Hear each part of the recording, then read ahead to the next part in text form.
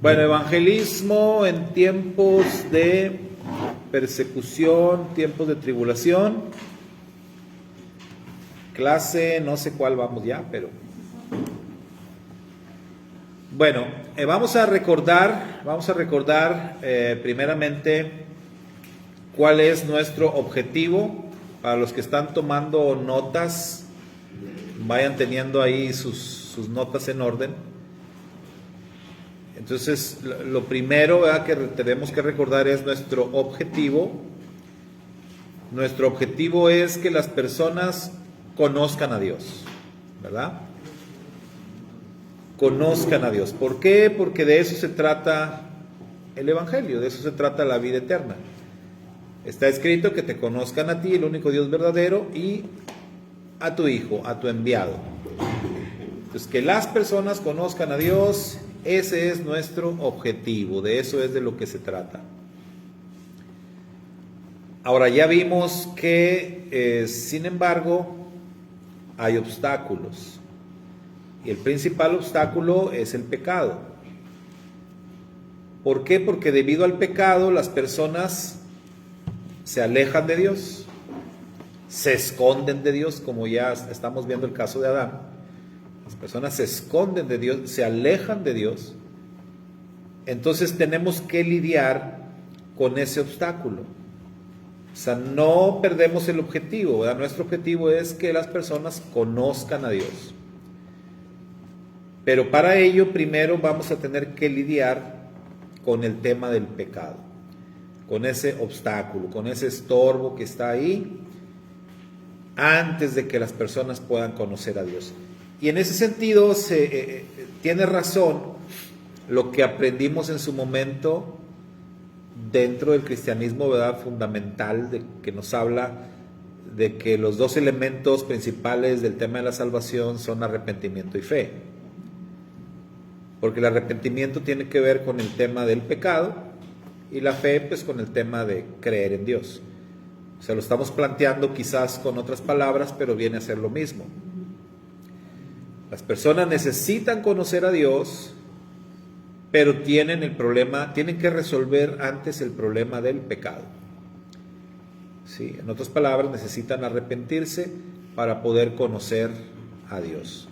Entonces, ese es nuestro objetivo, que lo conozcan, y estamos viendo diferentes casos. Estamos viendo apenas el primero, que es Adán. Vamos a ver muchos más, primeramente Dios. ¿Por qué? Porque hemos dicho que cada caso es diferente. Entonces, en el caso de Adán, ya vimos qué pecado cometió Adán y qué le provocó ese pecado. Pues el problema de Adán, ya dijimos, era que él sintió vergüenza. Él estaba avergonzado de estar desnudo. Eso es bien importante. Él está avergonzado por estar desnudo. Lo que hay que solucionar ahí es el tema de la desnudez de Adán. Eso es lo que hay que solucionar. Entonces, cuando apliquemos esto, vamos a nosotros a ver que vamos a tener que identificar el pecado de una persona. Entonces, todos somos pecadores, todos cometemos diferentes pecados, pero sin lugar a dudas, las personas tienen un pecado, por así decir, dominante, un pecado principal, un pecado que es el que afecta su vida, regula, controla su vida. Entonces, ese pecado es el primero que hay que atacar. Recuerden ustedes que la redención es un proceso. La redención o salvación, como lo queramos llamar, es un proceso. No existe el tema de la salvación instantánea. Eso no existe. Eso sí es una falacia, ¿no? De que eso que dicen todavía algunos, o que decíamos también, lo llegué a decir. Ahora me acuerdo y pues me da vergüenza, ¿verdad? O me río de que yo acostumbraba a decirle a las personas así. O sea, en este momento tu nombre está siendo escrito en el libro de la vida. con letras de oro. O sea, tú ya eres salvo y siempre salvo. Y ya. Y nadie te puede arrebatar tu salvación, etcétera, etcétera. Eso no es verdad. No existe la salvación instantánea. La salvación es un proceso. Comienza con la liberación, y digámoslo así, con la liberación de lo que puede ser tu principal problema, tu principal pecado. Pero ahora vas a seguir trabajando con otras áreas de tu vida, con otros pecados. Y eso va a ser un proceso. Piensen en Israel, ¿verdad? Israel, esclavo en Egipto. ¿Cuál era el principal problema? La esclavitud. Entonces ellos son libres, son redimidos de Egipto. Su principal problema era la esclavitud. Ellos salen libres de Egipto, pero no podemos hablar de salvación instantánea para ellos. Los problemas siguieron. Ellos tenían muchas otras cosas que trabajar en sus vidas. El Eterno tuvo que trabajar duro con ellos. Israel nos representa a todos. O sea, todos tenemos muchas áreas de nuestra vida en las que necesitamos ser libres. Quizás ya hemos sido libres de algunas cosas, pero todavía nos falta ser libres de otras. Entonces, volviendo con Adán, dijimos, su principal problema en ese momento era la vergüenza. Me sentí avergonzado por mi desnudez y por eso me escondí, dijo Adán. Muy bien, entonces estamos con los pasos, ¿verdad? Dijimos que se van a llevar a cabo algunos pasos, en donde ya dijimos el primer paso fue buscar. Dios buscó a Adán.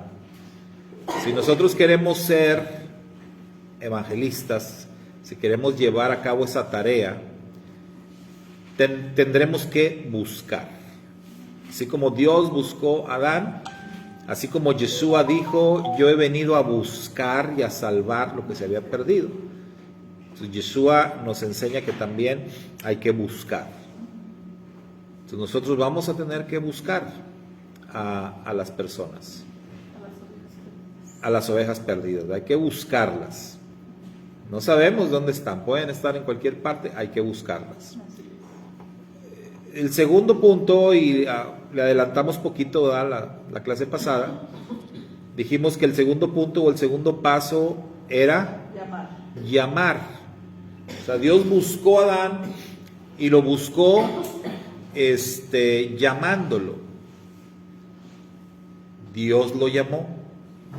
Dios empezó a pasearse ahí entre el huerto y lo llamó. ¿Cómo fue que lo llamó, hermanos? ¿Cómo dice la escritura que lo llamó? ¿Por su nombre? Por su nombre. Por su nombre. Entonces no fue como que... ¿Qué es eso? No le chifló, no como... No le dijo, ¡hey! O... ¿Quién anda ahí? Porque luego tenemos así costumbre, ¿no? Llamamos a alguien y le chiflamos o le gritamos de otra manera. O sí, ¡hey! O sea, Adán lo llamó por su nombre, ¿verdad? Adán, ¿dónde estás tú? ¿Dónde estás tú? ¿Qué podemos, qué conclusiones podemos sacar de eso? Bueno, el hecho de que te llamen por tu nombre es algo importante. Sí, es algo importante. Eso habla de identidad. Sí, eso habla de identidad, eso habla de confianza. ¿De qué más? Que le importas. Que le importas. Entonces, en el evangelismo vas a llamar personas, o sea, vas a buscar y vas a llamar personas, o sea, vas a entablar conversaciones con las personas. Está escrito: llamarás a gente que no conociste. Es verdad. Pero el tema de que Dios llame a Adán por su nombre nos habla de confianza, nos habla de, dice la hermana Ketita, de cercanía, ¿sí? Nos habla de que Dios conocía a Adán. Estos son aspectos importantes. Quiere decir que en el evangelismo esto va a ser mucho más fácil cuando tú conozcas a la persona. Tiene que ser más sencillo cuando tú conoces a la persona. O sea, va a ser más difícil que puedas evangelizar efectivamente a alguien que no conoces. Y digo efectivamente porque en la práctica puede resultar más fácil, como lo hacen algunos grupos, ¿no? De que van y evangelizan en lugares o en colonias donde no los conocen. ¿Se han fijado que algunos así le hacen? Llegan aquí, por ejemplo, cuando pasan algunos de estos hermanos de cierto grupo, y llegan y los veo uno que se andan organizando y andan en montones, y yo digo, pero pues nadie es de aquí, la mayoría no son de esta colonia, vienen de otra parte. Entonces, ¿por qué no lo haces en tu colonia? Entonces, en la práctica sí puede resultar en cierta forma más sencillo que vayas y le testifiques a personas desconocidas. Porque cuando las personas te conocen, eso representa obstáculos naturales. Recuerden, Yeshua, ¿por qué batalló en Nazaret? Porque lo conocían, le tenían confianza, y eso hacía que no le creyeran. Hombre, pues ¿de dónde sacó esa palabrería? ¿Y quién le dijo a que era rabino? ¿Y que de dónde saca ese conocimiento? Si aquí lo vimos crecer. Ahí le ayudaba a su papá en la carpintería, ¿no? O sea, sus hermanos, todos los conocemos. Entonces, eso dificultó las cosas. Y esa es una de las razones por las cuales mucha gente prefiere brincarse ese paso, ¿verdad? Irse directamente a Judea, a Samaria y hasta lo último de la tierra, y brincarse a Jerusalén. Incluso usan el texto, ¿verdad? Y dicen, pero Yeshua fue, o sea, aquí el punto es Yeshua fue. Que no le creyeran, que no pudo hacer muchos milagros ahí, que encontró obstáculos, pero él fue. O sea, ¿qué quiere decir? Él cumplió. Él hizo la tarea. Que no hubiese resultados buenos, bueno, pero él hizo lo que tenía que hacer. Entonces nadie nos debemos de brincar ese paso, ¿verdad? Tenemos que hacerlo. Entonces, que Dios llame a Adán por su nombre nos habla de que debe haber cierta cercanía. Cuando tú vas a buscar personas, vas a llamar personas que quieres evangelizar, lo primero que tienes que tener en claro es que debe haber cierta cercanía, debe haber cierta identificación entre ambas partes. Tienes que saber algo de la persona y la persona tiene que saber también algo de ti. O sea, no es nada más, sino el diálogo, lo que se pueda tratar ahí va a sonar muy hueco, falto de sustancia, ¿verdad? Porque pues es una plática entre dos desconocidos. Entonces a veces la misma plática tiene que ir encauzada a establecer una cercanía, a que puedan identificarse el uno con el otro. El hecho de que Dios llame a Adán y lo llame por su nombre nos habla acerca de esto. En cierta ocasión asistí a una conferencia que planeamos la Alianza de Pastores en aquel tiempo y le dijimos al conferencista expresamente que nos hablara acerca del tema de esto, ¿no? De cómo establecer cercanía con la gente, porque veíamos que era algo que representaba un obstáculo muy importante en la tarea de la evangelización. Y recuerdo que él a su tema lo tituló algo así como estableciendo puentes. Y él nos decía en la conferencia reiteradamente que tenemos que dejar de construir muros para construir más puentes. Los muros hay que derribarlos y hay que construir más puentes, que haya más comunicación, que haya más cercanía con las personas. Los muros nos alejan, ¿sí? Los muros, las bardas nos alejan el uno del otro. En cambio hay que construir puentes para acercarnos. Y él nos decía eso y tenía mucha razón. ¿Sí? Ya hay demasiados muros entre los creyentes y la gente que está afuera. Ya de muros ya tenemos bastantes, ¿no? Entonces ahora lo que tenemos que hacer, desgraciadamente nuestros antepasados construyeron esos muros y los construyeron muy bien, que son difíciles de derribar, pero hay que echarlos abajo y tender más puentes para que las personas puedan acercarse. Para eso es que necesitamos esto, ¿no? De llamar a las personas, como Dios llamó a Adán. Entonces necesitamos acercarnos a la gente. Necesitamos conocerlos y que nos conozcan. De otra manera, esto pues se va a dificultar. ¿Sí? Entonces, necesitamos esto. Nuevamente, algo que ha comentado el hermano Carlos y tiene mucha razón, y tenemos que tener muy claro ese aspecto también, de que el plan de redención está abierto para todos, pero no es para todos. O sea, el Eterno tiene abierto el plan de redención, pero ya dijimos, muchos lo van a rechazar. Lo que impide que se complete el plan de redención es que las personas lo rechazan, no quieren.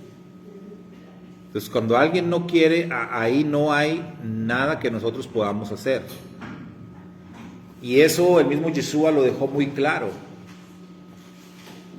En el lugar donde no te reciban, date la vuelta y vámonos. Sacúdete los pies, ¿verdad? Y retírate. Donde te reciban, ahí quédate. O sea, cuando encuentres a alguien que te reciba, alguien que te escuche, alguien que se interese, o sea, ahí quédate. Ya no tienes que seguir buscando. Pero las personas que rechazan, no hay nada que hacer, o sea, vamos. Probablemente esa persona sí vaya a entrar en el plan de redención, pero este no es su momento. Este no es su tiempo. A lo mejor en otra ocasión. Pero esa es una característica, ¿no? Entonces, hasta ahí vamos bien. Entonces, llamar a las personas, buscar, llamar. Llamar es buscar la cercanía, construir puentes. ¿Qué sería para ustedes una manera, un ejemplo de cómo se construye un puente y un ejemplo de cómo se derriba un muro? ¿Qué sería para ustedes un muro que hay que derribar? ¿Y qué sería para ustedes un puente que podemos construir? A ver, Sergio. Yo, hablando de lo que estamos hablando de la evangelización, para acercarte a alguien, construir un puente, pues a lo mejor con una ayuda, ayudarle a algo que una persona necesite, no necesariamente monetariamente, sino que, no sé, que tu vecino, es que voy a pintar la casa, ¿no? Voy y le ayudo y los dos nos echamos la mano. Sí, pues sí, vamos a, y así, o sea, platicando y trabajando, pues ya te platico yo, ¿no? Y yo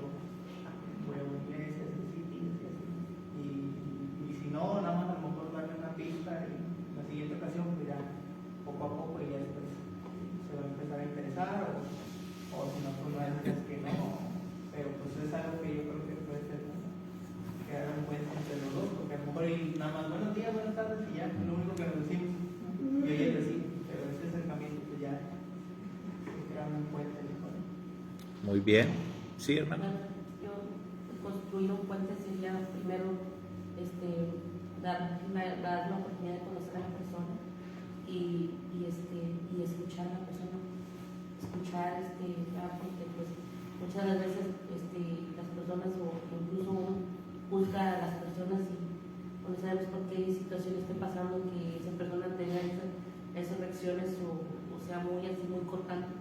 Entonces, como que primero es empezarlo a tratar y escuchar y que la otra persona vaya viendo, que vayamos nosotros debilitando porque ellos te ponen una barrera y los ahí moldeando a que Dios nos permita eso y ya poco a poco con nuestros actos y nuestros hechos, con nuestro mismo testimonio, ¿verdad? Ellos van a ir viendo tu forma de ser y de ver las cosas y entonces ahí ya poco a poco tú les vas a ir pues transmitiendo ahí la información la que Dios te vaya poniendo, ¿verdad? Para poder hablarles acerca de ellos. Uh-huh. Muy bien. Entonces puede haber muchos ejemplos, ¿verdad? De cómo construir puentes, de muros que hay que derribar, porque en muchas ocasiones para poder construir un puente vas a tener que derribar el muro. Entonces, a veces esos muros de los que hablamos son costumbres religiosas o son tradiciones, son cuestiones. Por ejemplo, Yeshua rompe con varias veces rompió con tradiciones que tenían que ver con la Torá oral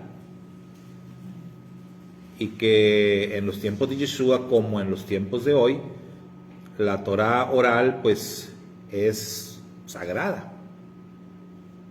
Entonces, ejemplo como cuando Yeshua sana, ¿se acuerdan aquel hombre de la mano seca?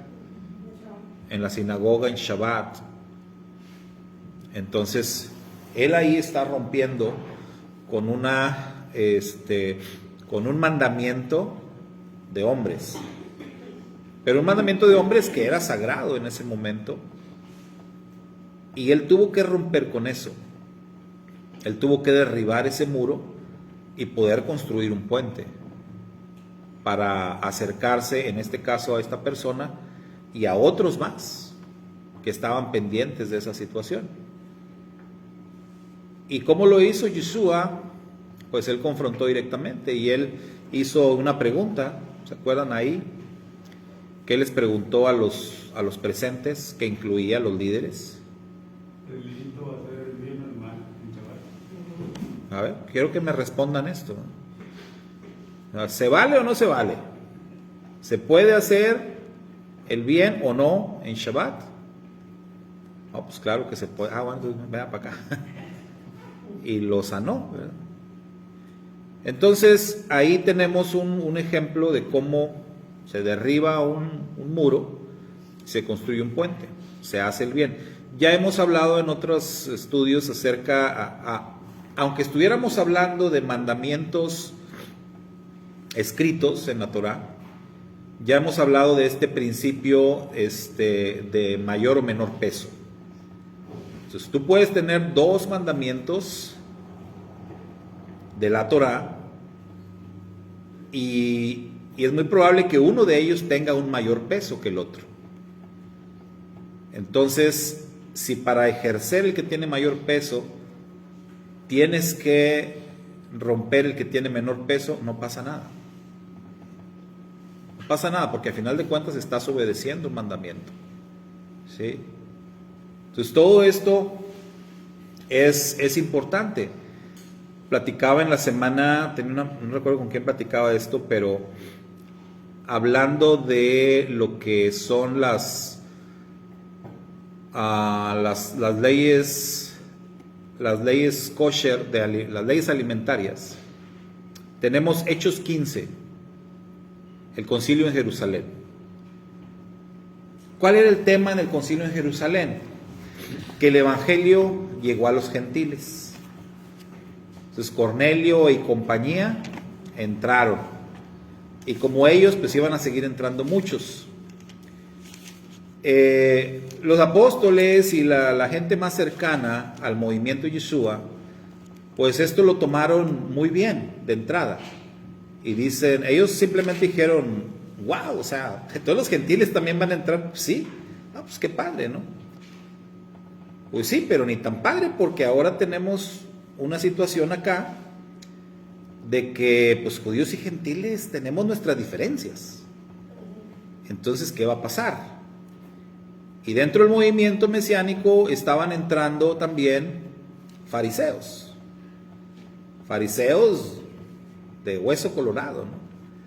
Que aunque ahora estaban como formando parte del grupo de creyentes en Yeshua, seguían manteniendo todavía su línea farisaica. Y entonces empieza a haber un conflicto que fue necesario tener el concilio en Jerusalén. Se juntan todos los máximos líderes y a ver, vamos a tratar este asunto. ¿Cómo le vamos a hacer con este tema entre judíos y gentiles? Y el tema a debatir ahí principal era el tema de la circuncisión. O sea, a ver, ¿cómo va a estar la cosa? Porque había un grupo que decían, pues está bien, bienvenidos los gentiles, pero que se circunciden. Bienvenidos, pero todos circuncidaditos. Si no, oye, no, pues cómo, si van a venir para acá y con nosotros, pues que se circunciden. Obviamente eso iba a traer a colación otros temas, como el tema de las leyes alimentarias. Que se circunciden y que esto y que el otro y que eso. Entonces, a ver, vamos a ver, hay que platicarlo despacio. Se trató el asunto y a final de cuentas llegaron a una conclusión. Y la conclusión fue, ¿cuál, hermanos? Hechos 15. Empezaron con 4 mandamientos y después cada Shabbat leyendo la palabra. ¿Y cuáles fueron esos mandamientos, esas instrucciones? Que para ser honestos, si ellos llegaron a esa conclusión fue porque consideraron que dentro de todo este tema, dentro de todo este asunto, eso iba a ser lo más importante, eso iba a ser lo más primordial. Y por cierto, la circuncisión no entró ahí, ¿verdad? O sea que lo que originó todo el debate quedó descartado. O sea, ya la circuncisión pasó como que a otro plano, no fue desechada, simplemente dijeron, la circuncisión no es un tema para nuevos creyentes. Es un tema que van a tener que aprender en algún momento de su aprendizaje, de su caminar más adelante. Pero no es un tema para nuevos creyentes. Entonces, ¿cuáles fueron lo que ellos consideraron que sí eran temas para nuevos creyentes? Entonces, dentro de las leyes alimentarias, que son un buen número de leyes, dijeron, lo que sí tiene que ir aquí desde un principio, que se abstengan de sangre, que se abstengan de ahogado, La idolatría. que era otra forma, ¿no? Idolatría, inmoralidad, ¿sí? Entonces, básicamente. Entonces, en relación a leyes alimentarias, se consideró lo más importante de todas las leyes alimentarias, lo que es considerado de plano así, abominación, sacrilegio, etcétera, comer sangre. Entonces, eso sí va desde ya. Aunque sea nuevecito, cero moronga, cero, ni modo, lo siento, pero nada, ¿no? Nada de sangre de puerco. Nada de sangre. ¿Por qué, hermano? Porque lo que se está buscando es la convivencia, ¿no? El que gentiles y judíos pudieran fraternizar. Y no iba a haber manera si los gentiles se querían sentar a la mesa con su plato de moronga. No, ningún judío decente se iba a sentar ahí. Entonces, esto va desde el principio. El tema del ahogado tiene que ver con lo mismo, porque esa era la forma de matar a los animales. Entonces, ¿cómo tenías que sacrificar al animal? Cortarle, ¿verdad? Degollarlo, lo degüellas y lo cuelgas ahí, que se escurra, que se desangre completamente. Y entonces ya. Porque los griegos tenían otras costumbres de estrangularlos, ¿verdad? También dice que no coman vivo, ¿verdad? Ah, sí, claro. Pero también que comían así animalitos pequeños, pero vivos. ¿Sí? O sea, las costumbres alimentarias de pueblos no judíos pues siguen siendo, ¿no?, muy extrañas. Pero de entrada fue lo primero, lo que se consideró más importante fue eso, la idolatría, la inmoralidad, y bueno, y de aquí para adelante, las demás leyes o mandamientos fueron desechados. No, esa es la interpretación tradicional que le da el cristianismo. Pero claramente la escritura dice, como señalaba la hermana Elida, las demás cosas las van a aprender cada Shabbat, porque se da por sentado que se van a congregar en Shabbat y van a estar aprendiendo, ¿verdad? ¿Sí, hermano? Y ahí lo que no explican bien en esa parte de escritura es que estaban hablando de animales kosher. Ajá. Pero la mayoría dice, no, porque no le comas sangre del puerco, por eso es el comentario. Sí, sí, sí. Dice, pero el puerco sí. Y la bronca es, hasta la ahorita, en algunas comunidades mesiánicas, es que hay gente que sigue las reglas kosher y otras no. Entonces, yo creo que ahí la convivencia se crea un muro, porque alguien se atrae su comida que a lo mejor no sabe si tiene puerco o no, la otra persona sí sabe, dice no gracias, y la persona se ofende. Tiende a ofenderse cuando yo no acepto su comida. Entonces, por eso yo creo que la regla debe ser establecida, ¿sabes qué? En lugar de crear un muro, pues la comida nos va a separar, no sé qué nos toquemos, es que vamos a establecer una regla cuando entres, ¿sabes qué? Aquí, cuando vengas, pues nomás no tengas puerco. No comemos. Sí, o la otra es cuando si yo invito a alguien, yo nunca le digo que comida, no, yo te voy a invitar a comer, no tengas nada. Ya después te explico, para que no crea ese muro que casi ni se te ocurra traer puerco ni caracol. Él se trae, no me traje un guiso de mi mamá, que es el favorito de la familia, que es un puerquito con su manzana, y eso si le voy a regalar. Y para él es lo máximo. Sí. Y si le digo, ¿sabes qué? Aquí nadie quiere eso, pues, ya es un muro ahí, la gente no va a querer. Sí, sí, sí, y es que eso es, las leyes kosher parten desde que entendamos lo que es alimento, ¿verdad? O sea, qué es considerado alimento y qué no es considerado alimento. Eso es algo que se tiene que entender, porque de otra manera pues siempre va a haber esa dificultad. Por eso la escritura dice en los Gálatas, ¿no?, cuando hay conflicto entre Kefa y el Rab Shaul, tiene que ver con ese tema.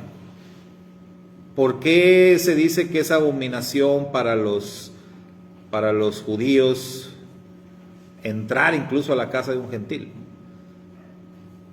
Porque entrar a la casa de alguien implica tema de que vas a comer juntos, y pues el gentil le entra todo y el judío no. Entonces ahí tienes un tema ya de conflicto.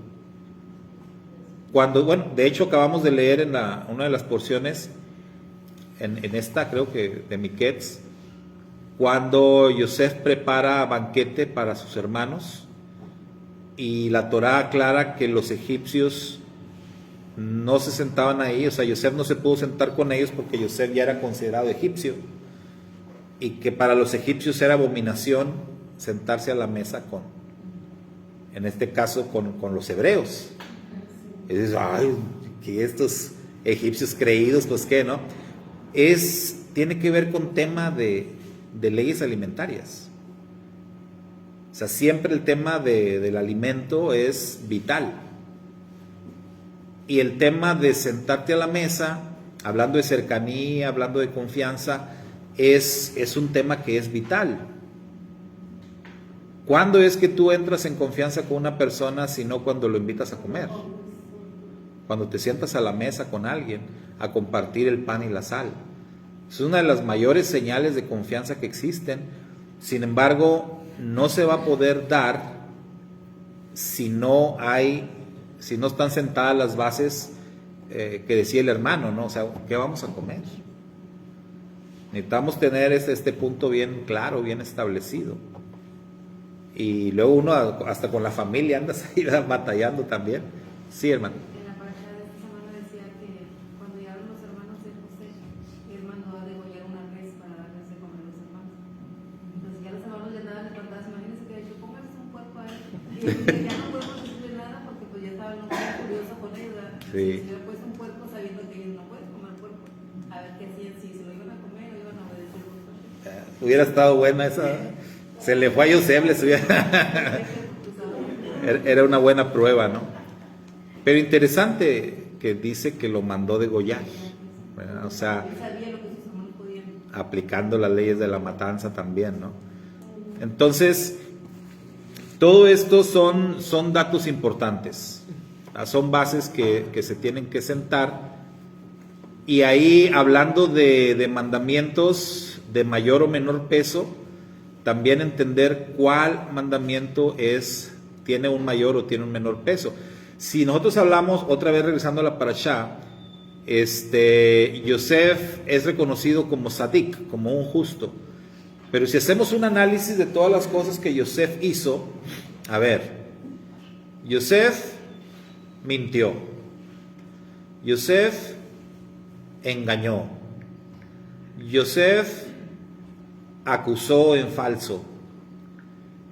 ¿Qué más? O sea, en todo el proceso que Yosef hizo con sus hermanos, quebrantó un buen de leyes. Entonces, ¿qué está pasando? Si Yosef tenía un objetivo, tenía una meta trazada, que es redimir a sus hermanos. Y para lograr la redención de sus hermanos, él aplicó ahí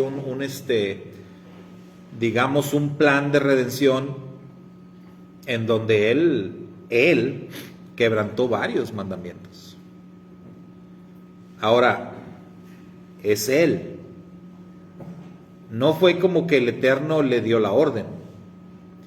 No, ahí la Torah no dice, entonces el Eterno le dijo a Yosef, mira, acusa a tus hermanos, ¿no?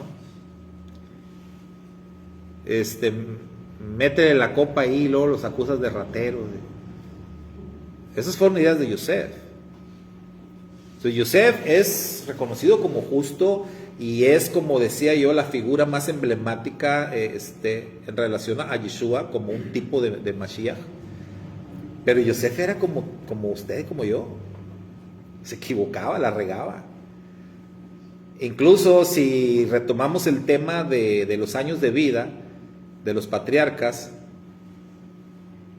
¿se acuerdan que dijimos Isaac fue el que más vivió?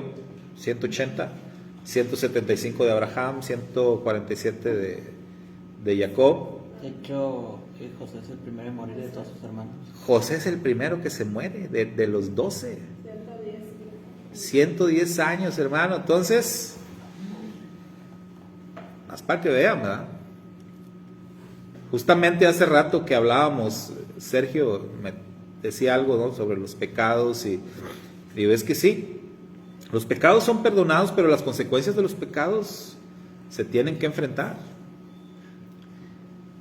O sea, Yeshua te libra de las consecuencias de los pecados de muerte para el reino venidero, pero en esta edad presente no. En esta edad presente tenemos que enfrentar las consecuencias de todititos nuestros pecados. No hay manera de sacarle vuelta a eso. Entonces, Yosef muere tempranamente, muy probablemente porque pues la regó mucho, ¿verdad? Igual Salomón. Ahorita que hablamos de Salomón también. Incluso con Salomón hasta está en entredicho. Y es una discusión controversial de siglos, ¿verdad? Si Salomón fue salvo o no fue salvo. Hay una controversia. ¿Sí? ¿Por qué? Porque pues con todo y lo sabio y todo lo inteligente y todo lo que tú quieras, pero decía mi esposa, eso no garantiza que tomes buenas decisiones. Y quizás las decisiones que Yosef fue tomando, sí, el objetivo era bueno, redimir a sus hermanos. La forma, no tan buena. Porque, pues yo no sé si ustedes lo han pensado así, pero pues... Si ves, los hermanos no quedaron convencidos, porque todavía no. Jacob es el que dijo a mi papá que no se haga daño, y todavía como que no creían que fuera a perdonar la vida. Ellos todavía pensaban que se iba a vengar. No, es que no nos ha matado nomás por mi papá. Pero ahora que ya se murió mi papá, va a barrer con todos. O sea, ellos no se la compraron. A pesar de todo lo que leemos, ellos no creyeron sinceramente en Yosef. O sea, algo había ahí, algo pasó. ¿Sí? Y hay comentaristas judíos que dicen que Yosef pensaba que su papá también había sido parte del plan. Ese es otro tema, ¿verdad? Pero lo cierto es, bueno, quizás va a ser un tema que toquemos en la próxima parashá, en la próxima, donde ya se da el encuentro entre Yosef y Jacob. Nada más para dejar así en el aire, ¿no? ¿Por qué Yosef no buscó a Jacob inmediatamente? ¿Por qué no lo buscó inmediatamente? Yosef es nombrado virrey y todo. Oiga, hay prioridades. Tenía todo el dinero. Yo sí. Oye, sí, estoy ocupado y tengo que organizarte. Pero ¿a poco no te puedes dar un tiempo para ir a ver a tu papá después de tantos años? Y que si realmente esa es tu prioridad, o debiera ser tu prioridad, ¿por qué no lo buscó? No, hombre, pues si él es el virrey, o sea, agarras un pelotón de soldados y te vas, ¿verdad? Si algún problema con sus hermanos, ¿qué? Llega allá. Pero bueno, ese es otro tema. Ese es otro tema. El primer hijo le puso el nombre por lo mismo de su cumplimiento, de todo lo Manasés. que padeciendo y todo eso. O sea, como que él realmente tenía arraigado ese dolor, o sea, todo lo que sufrió y Sí. como se Que el Eterno le hizo olvidar, dijo.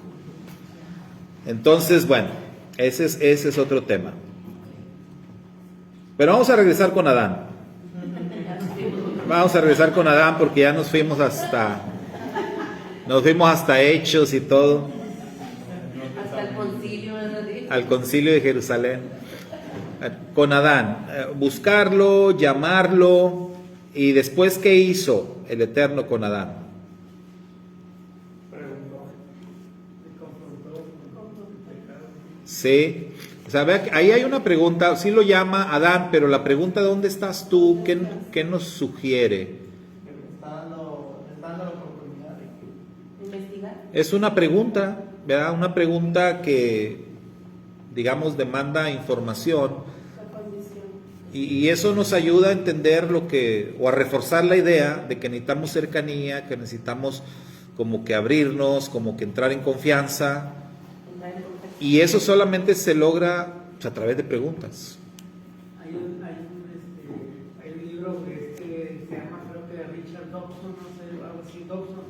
Ah, que sí, habla sí. sobre la educación de los hijos, y él creo que fue psicólogo o algo así, cristiano, ¿no? ¿Cómo se llama? Doctor Dobson, ¿no? Y tiene varios libros, y uno de ellos habla sobre la educación de los niños y habla de que, y por ese ejemplo, de que Dios le dice a Adán, ¿dónde estás? Y él sabe dónde está, ¿no? Pero dice que a través de preguntas el cerebro hace que la otra persona piense. Y si le dices a Adán, ¿dónde estás? Ah, ok. Y empieza a ver su entorno y haces pensar y recapacitar sobre lo que acaba de ser. Entonces, dice que cuando un niño que le diga, no comes chocolate, lo ves todo embarrado, ¿fuiste tú? No fui yo. Y tú tienes que decir, ¿qué estabas haciendo? Y él empieza, y ya cuando empieza a ver, uno como padre dice, así. Sí. Con una pregunta. Exacto, porque sí, o sea, el siguiente paso, como decía el hermano, sí el Eterno va a confrontar a Adán, pero antes de confrontarlo, esa es la pregunta ahí nos lleva, ¿por qué le preguntó eso? Entonces sí, tiene mucha razón ahí, ¿no? El doctor Dobson, donde dice, en la Torah no hay nada casual, o sea, todo tiene una razón de ser. Entonces esa pregunta tiene su razón de ser, y el Eterno le está dando la oportunidad a Adán de, a ver, piensa, o sea, y piensa bien lo que vas a decir, piénsale bien. Entonces una oportunidad para pensar, para reflexionar a través de esa pregunta sencilla, o sea, ¿dónde estás tú? Entonces esto nos habla de que nosotros tenemos que entablar esa relación de acercamiento con las personas y que tenemos que buscar la manera, ¿verdad? Ahora sí que ser sabios, para que ellos reflexionen respecto a su condición antes de lanzar una confrontación directa, antes de lanzar una acusación, que eso es algo que hay muchas personas que hacen eso y estarán de acuerdo, pues no es del todo correcto, la gente se va a enojar. Que llegues y confrontes y ya diciéndole, ¿verdad? Pues eres un pecador y necesitas arrepentirte. Y no, pues primero tienes que invitarlo a la reflexión, ser sabio, buscar formas, buscar métodos. Esa pregunta, ¿dónde estás tú?, nos debe de llevar a nosotros a encontrar o a descubrir maneras de llamar a alguien a la reflexión, de que piense, ¿verdad? De que piense por sí mismo en su condición, en cómo está, en lo que está haciendo, en las decisiones que ha tomado, en cómo se siente.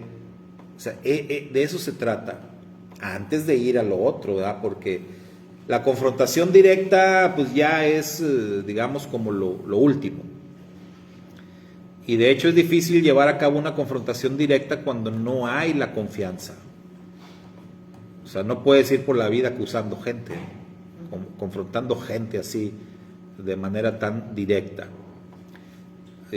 O si piensas que sí, pero quieres acabar como Juan el Bautista, pues ahí está, ¿no? No le fue muy bien a Juan. Perdió la cabeza. Digo, porque Juan, la tarea de Juan era otra vez, volviendo al tema de que el Eterno te dice cosas, te da instrucciones sobre lo que tienes que hacer, pero hay otras que no. Y como que Juan le dio por otro lado también, y pues miren cómo acabó. O sea, eso de andar acusando y metiéndote ahí en este caso con Herodes, pues, no podía acabar bien el asunto. Entonces, esa pregunta es clave, ¿verdad? ¿Dónde estás tú? A eso nos habla de buscar la manera, ahí nos ayudan como, una, pues saber un poquito de la persona. Dos, siempre platicar o dar historias, pues así, ¿verdad? Como de terceros, ayudando que la persona piense o se vea a sí mismo, pero sin que se lo estés diciendo directamente. O sea, se va a sentir como aludido quizás, pero no se lo estás diciendo directamente. Entonces eso es de lo que se trata. Por eso el Eterno le dice, ¿dónde estás tú? O sea, ¿qué pasó contigo? El Eterno no lo acusa ahí, ¿verdad? O sea, ¿dónde estás? Y Adán fue que respondió, él solito, ¿verdad? No, pues lo que pasa es que dijo Adán, Que se había escondido porque... ajá, exactamente, ¿verdad? Que él sintió vergüenza porque estaba desnudo y que por eso se había escondido. Entonces ya él solito está ahí. Se exhibió, sí. Exhibió, sí, él solito, ¿verdad? Literalmente. O sea que el ¿dónde estás tú? ¿Funcionó? ¿Sí sirvió? Sí, lo hizo reflexionar. Entonces, es una pregunta muy profunda. Nosotros teníamos que aplicarlo de otras maneras y buscar la forma, ¿cómo puedo yo ayudar a una persona a que piense por sí mismo, a que reflexione y a que entienda que está mal? Porque estarán de acuerdo que si lo acusas no sirve de nada. Si tú le dices, pero ¿por qué? ¿verdad? O sea, no sé, con un borrachito, pero ¿por qué tomas? ¿Por qué tomas tanto? Ya no tomes, no ves que... No, hombre, le puedes decir lo que sea y no te va a hacer caso. Te dicen que no. ¿Cómo va a funcionar si él mismo lo reflexiona, si él mismo lo piensa, si él mismo le cae el 20? Pero tiene que nacer de él tiene que decirlo. No que tú le digas, así como Adán dijo, es que sentí vergüenza, es que él tiene que salir de él. Es como el tema de los centros de rehabilitación. Tienen que reconocerlo. O sea, tú puedes meter al centro una persona las veces que quieras y no se va a componer. Pero el día que él solito, que de él nazca y que él diga, ¿sabes qué? Ya estoy cansado de esto, o sea, ya yo realmente quiero dejar esto, y él va, oiga, me quiero internar. Ahí las probabilidades de que funcione son muy altas, porque es su decisión, porque están haciendo de él, porque él lo pensó, él lo decidió, tú no lo estás empujando. Entonces esa es la gran diferencia. El Eterno nos enseña desde el principio que en este tema de la redención y que ya dijimos del arrepentimiento, tiene que nacer de la persona. Pero sí podemos ayudar. La pregunta de dónde estás tú, esa es la ayuda que nosotros podemos dar. Y ahí tenemos que tratar de descubrir, encontrar la manera de aplicar esa pregunta. ¿Cómo le ayudo? ¿Cómo le ayudo a una persona a que pueda reflexionar y pueda entender y pueda confrontarse a sí mismo? ¿Cómo le ayudo? Cuando conoces el problema, cuando conoces la situación, pues quizás contando historias de otros con un problema parecido y que acabaron muy mal, puede ser, aunque las va a agarrar como indirectas, ¿verdad? También, se requiere mucha sabiduría. ¿Sí?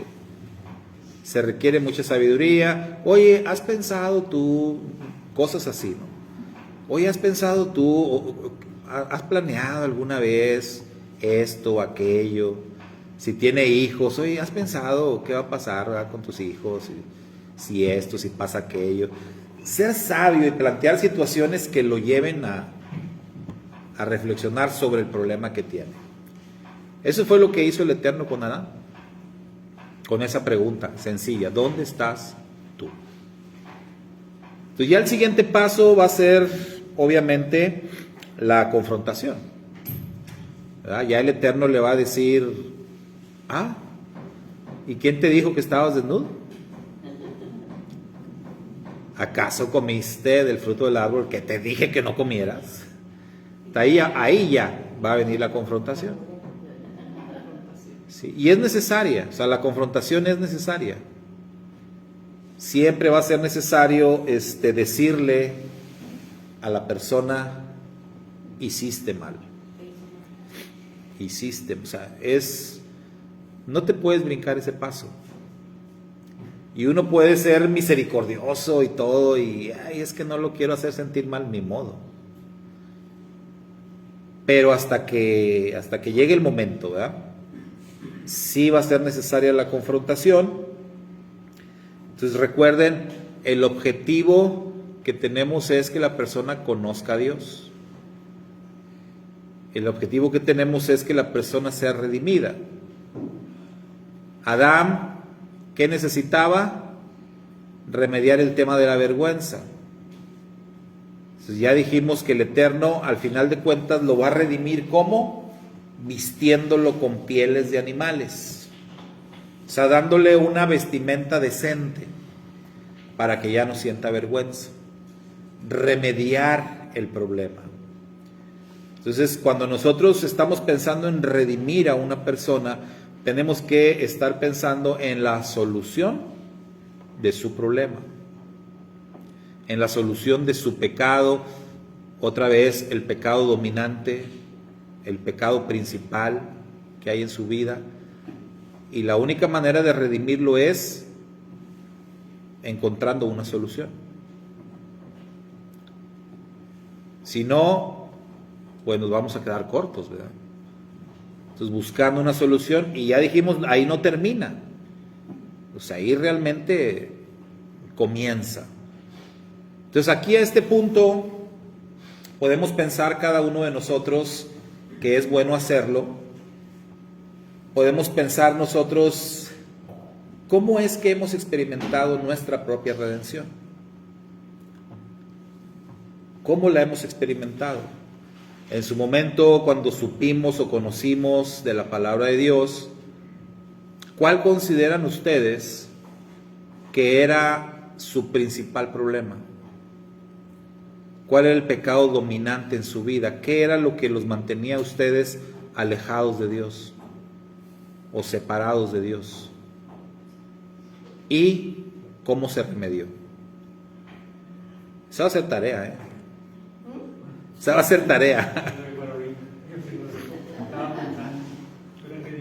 No, háganlo de tarea. Háganlo de tarea. O sea, estos pasos que hemos visto ahorita con Adán, ustedes háganlo por escrito, aplicándolo ustedes mismos. Ustedes van a poner ahí en hojita, bueno, yo necesitaba la redención por esto.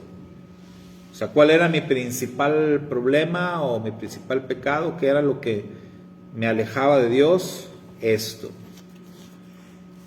¿Cómo se remedió? ¿Cómo fue que ustedes conocieron a Dios? ¿Y cómo se solucionó ese pecado o ese problema? Pues de esta manera.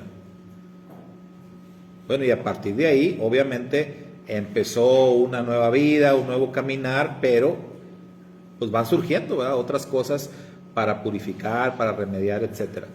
Pero el punto de partida siempre va a ser bien importante.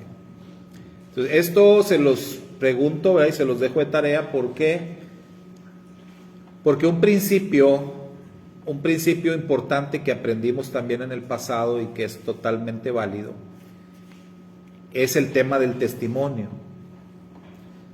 ¿verdad? El tema del testimonio. Entonces, todas las personas tenemos que tener un testimonio respecto a la redención. Todos tenemos que tener una experiencia propia de cómo experimentamos la redención, de cómo fue que conocimos a Dios, de cómo fue que experimentamos ese cambio en nuestra vida. ¿Por qué? Porque si no existe un testimonio, entonces ¿qué pasa? Decíamos antes, una persona sin testimonio es una persona que necesita ser evangelizada.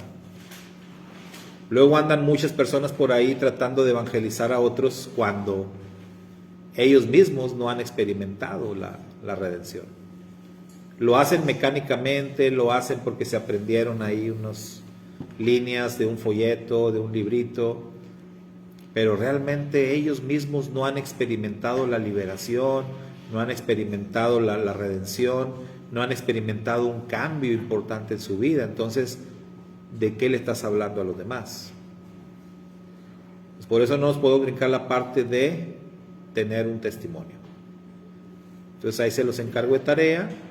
Estos pasitos que ya vimos de Adán, aplíquenlos a su propia vida y cuenten ahí o escriban cómo experimentaron ustedes cada uno de esos pasos.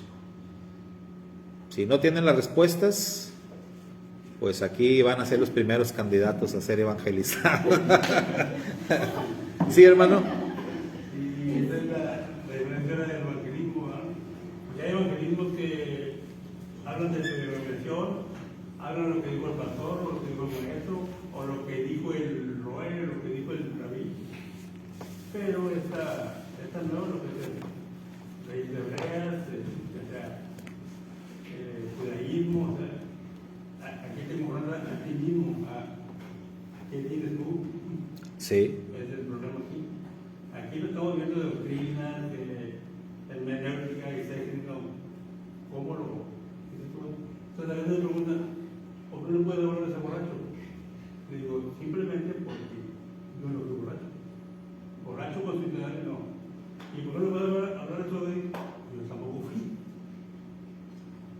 ¿Sí? Sí se lo que tomar, se lo que fumar, que no es cosa, pero ser así como ellos no. Lo que puedes hacer es verla, bueno, ponte en mi lugar, ¿verdad? Tú tienes 60 años, yo tengo 63. ¿Cómo te ves tú y cómo me veo yo? Lo dejo más triste. Pero yo he visto gente que tiene menos años que yo, ya le falta una pierna, le falta una mano, le falta un dedo, están bien enfermos, se pueden morir. Digo, oye, eso es difícil. O ya no están. Así es. Este evangelio es más personal que yo, por eso, al que no me pregunta, al que no quiere saber de eso, pues no. Muy bien, hermanos. Bueno, clara la tarea. Vamos a despedir la transmisión. Nos vemos. Shabbat Shalom. Pero la tarea no va a valer, ¿verdad? Mande.